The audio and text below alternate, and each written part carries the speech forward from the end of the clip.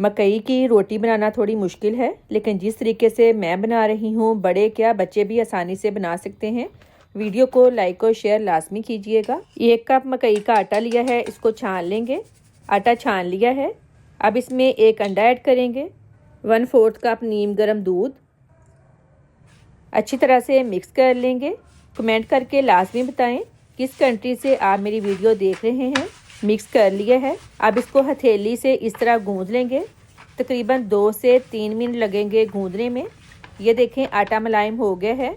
ऊपर ऑयल लगा दें ताकि ड्राई ना हो। अब इसको 10 मिनट के लिए रेस्ट दे दें।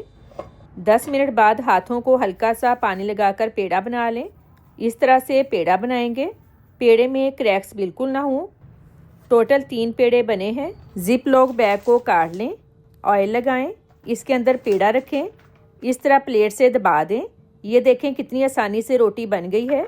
साइड पर जो क्रैक्स हैं ये बड़ी आसानी से बंद हो जाते हैं। रोटी को इस तरह से निकाल लें, तवे पर डालें, फ्लेम लो रखेंगे। तकरीबन 5 से 6 मिनट लगेंगे रोटी पकने में। देसी घी या फिर कुकिंग ऑयल लगा लें। मकई की रोटी तैयार है। दूसरा तरीका भी मैं आपको बता देती हूँ। जिप लॉक बैग के ऊपर ऑयल लगाएं, पेड़ा रखकर रोटी को इस तरह से फैला लें। इस तरह भी बड़ी आसानी से रोटी बन जाती है।